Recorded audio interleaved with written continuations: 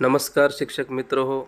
आज आपण N P S app कसे वापरायचे किंवा एन पी एस ॲपचा जर पासवर्ड विसरला असेल तर तो कसा रिसेट करायचा याबद्दल माहिती घेणार आहोत. तर सगळ्यांकडे एन पी एस ॲप नसेल तर आपण प्ले स्टोअरमधून एन पी एस असं सर्च करून जे एन पी एस ॲप आहे, जे अधिकृत एन पी एस ॲप जे आहे ते हे आपण या ठिकाणी इन्स्टॉल करून घ्यायचं आहे. आता ऑलरेडी मी इन्स्टॉल केलं होतं. याच्या अगोदर लॉग इन पण होत होतं, पण सध्या पासवर्ड विसरलेला आहे. तर तो कसा रिसेट करायचा तो आपण बघूया. तर या ठिकाणी आपल्याला रिसेट पासवर्ड नावाचा ऑप्शन दिसत आहे लॉग इनच्या खाली. आपल्याला या ठिकाणी दोन ऑप्शन आहेत, युजिंग सिक्रेट क्वेश्चन आणि युजिंग ओ टी पी. तर आपण युजिंग ओ टी पीला जाऊया. युजिंग ओ टी पीला क्लिक केल्यानंतर या ठिकाणी आपल्याला प्रान नंबर टाकायचा आहे, जो आपण अगोदर कॉपी केलेला होता. या ठिकाणी तुम्हाला जर माहीत असेल तुमचा प्रान नंबर तर तुम्ही त्या ठिकाणी डायरेक्ट टाकू शकता. या ठिकाणी मी तो सेव्ह केला होता म्हणून तो तिथूनच मी कॉपी करत आहे. मात्र प्रान नंबर तुमच्या ठिकाणी एंटर करायचा. तर आपली जन्मतारीख जी असेल ती आपण या ठिकाणी एंटर करूया. आणि जो पासवर्ड तुम्हाला ठेवायचा आहे नवीन पासवर्ड, तर या ठिकाणी आपण तो पासवर्ड ठेवूया.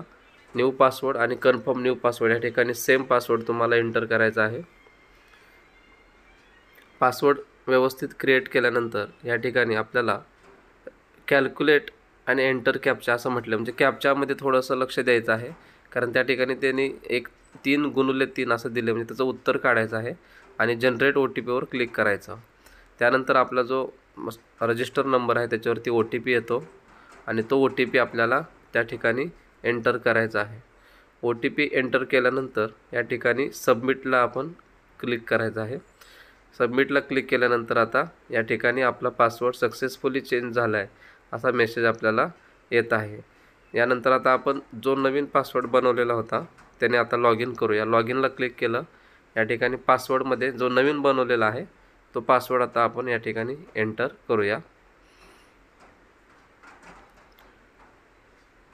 नवीन पासवर्डने आपण या ठिकाणी लॉग इन या बटनाला क्लिक केलं तर आता या ठिकाणी आपलं ते लॉग इन झालेलं आहे आणि आपण सेव्ह करून ठेवूया, म्हणजे परत आपल्याला ते लॉग इन पासवर्ड टाकण्याची आवश्यकता राहणार नाही.